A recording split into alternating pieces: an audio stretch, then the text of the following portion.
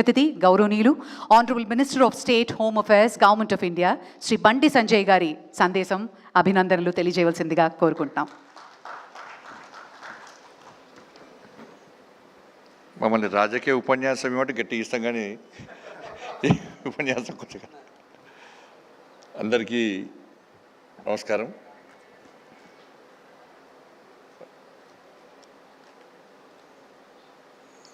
వాసన లోకేష్ గారు డౌట్ వచ్చింది అన్నట్టు.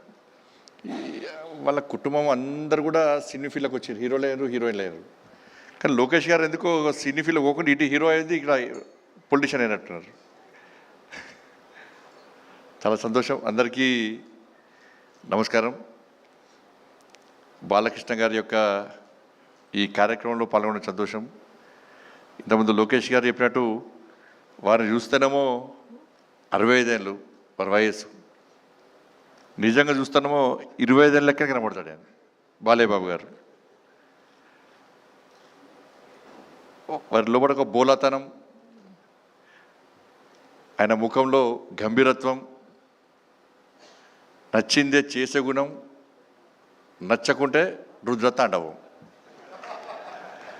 అప్పుడు చూస్తున్నా వాళ్ళు అబ్జర్వ్ చేస్తున్నట్టు వారి యాటిట్యూడ్ ఏది, వారు చూస్తుంటే నిజంగా నిర్మోహమాటంగా ఏదైనా ముక్కుసూటిగా చెప్పేటువంటి వ్యక్తి బాలకృష్ణ గారు.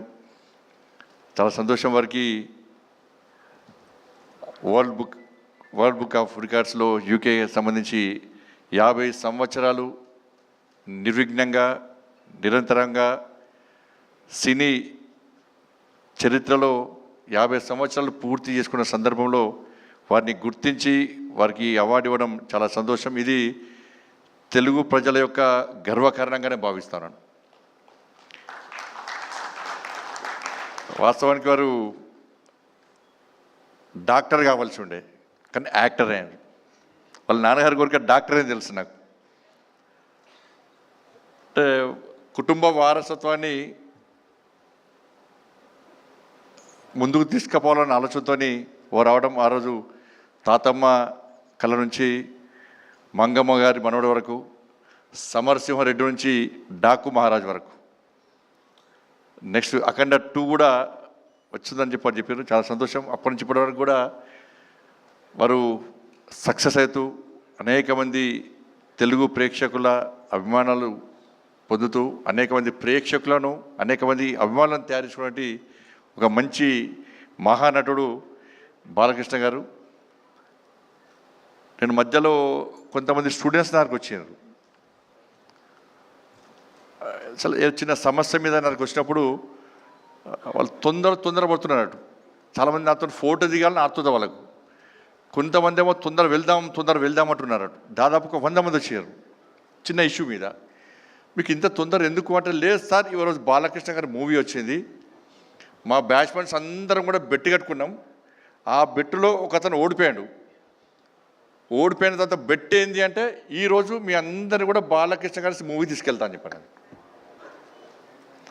అంటే క్లాస్ రూమ్లు మొత్తం కాలేజ్ అందరూ కూడా కలిసిపోయి బాలకృష్ణ గారి మూవీ చూడాలనుకోవడం నిజంగా చాలా గొప్పతనం అది. కాబట్టి అందుకే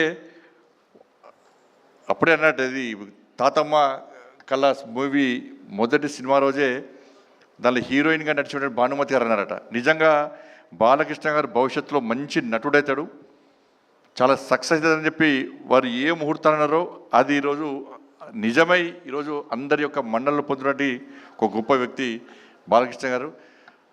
సరే, అనేక సందర్భాల్లో వారి గురించి తెలుసుకొని నేను ఒక సందర్భంలో ఈ సినీ ఫీల్డ్లో చాలా ఇబ్బందులు పడి అనేక ఒడిదుడులు కొడుకు ఎదుర్కొని అనేక అవమానాలు ఎదుర్కొన్నప్పుడు కూడా ఎక్కడ కూడా వెనుకడి వేయకుండా, నేను అనుకున్న లక్ష్యం చేరుకోవాలి, ప్రజల మన్నను పొందాలి, నేను ఈ సినీ ఫీల్డ్లో సక్సెస్ కావాలని చెప్పి ఒక లక్ష్యాన్ని ఎంచుకొని ముందు పోతున్న తరుణంలో చాలా సందర్భాలు, గతంలో ఎన్టీ రామారావు గారు, స్వర్గీయ ఎన్టీ రామారావు గారి యొక్క చరిత్రను వ్యక్తీకరించి అవాస్తవాలను చూపెడుతున్న తరుణంలో మహానాయకుడు అని చెప్పి అనేక సినిమాలు నిర్మించి వారి యొక్క వాస్తవ చరిత్రను చూపినటువంటి ఒక మంచి వ్యక్తి బాలకృష్ణ గారు.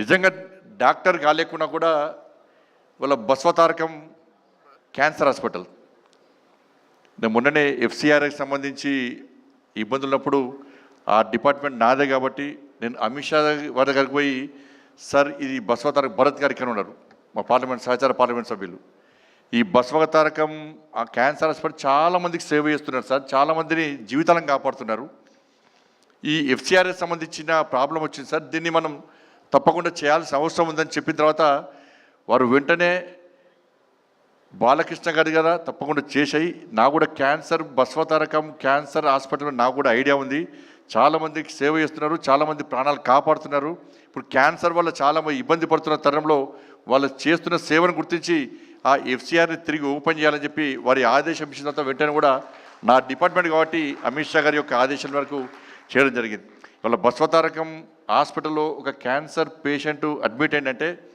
ఒక భరోసా ఒక ధైర్యం ఒక విశ్వాసం వాళ్ళందరూ కూడా అటువంటి ఒక మంచి హాస్పిటల్ ద్వారా ఇవాళ సేవ చేసే ప్రయత్నం చేస్తున్నారు ఇప్పుడే తెలిసి నాకు ఆంధ్రప్రదేశ్లో కూడా తిరిగి బసవతారకం క్యాన్సర్ హాస్పిటల్ కూడా ప్రారంభిస్తుండడం నిజంగా చాలా సంతోషం బట్ ఇటువంటి పరిస్థితుల్లో ఇలా బాలకృష్ణ గారు ఒక మంచి ఈ అవార్డుని తీసుకోవడం ఇది తెలుగు ప్రజల యొక్క గర్వకారణం ఎందుకంటే తెలుగు ప్రజలకు తెలుసు ఆవేశం వచ్చినా ఆక్రోశం వచ్చినా ఆనందం వచ్చినా ఆలోచన వచ్చినా ఒక్కసారి జై బాలయ్య అంటే టెన్షన్ రిలీఫ్ వాళ్ళకందరూ కూడా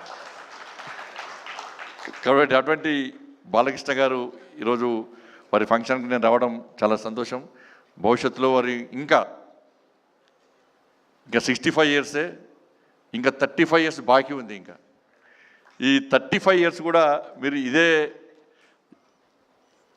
ఆలోచనతో ఇదే మంచి ఆలోచనతో ఇదే జోష్తో ఇదే హోస్తో తప్పకుండా ఇంకా ఈ సినీ ఫీల్డ్లో సక్సెస్ కావాలని చెప్పి ఆ ధైర్యాన్ని ఆ శక్తిని ఆ ఆయుష్ను ఆ ఆలోచనను ఆ తల్లి అమ్మవారు మీకు అందించాలని చెప్పి అమ్మవారిని వేడుకుంటూ ఇక్కడ ఇద్దరు మా అక్కగారికేమో జయసుధ గారు అంటే చాలా పిచ్చి మా బావగారికేమో బాలకృష్ణ గారు అంటే పిచ్చి వాళ్ళు ఇద్దరు కొట్టాడుకుంటూ ఉంటారు అన్నట్టు ఈరోజు మా అక్కగారు చూస్తున్నారు టీవీలో చూస్తున్నారు మా అక్క బావగారు ఇద్దరు వారి పక్కన నా పక్కన వారొకరు వీరొకరు చూడడం అది కూడా సంతోషం నాకు చాలా కాబట్టి అందరికీ నమస్కారం థ్యాంక్ యూ జై భారత్ జై శ్రీరామ్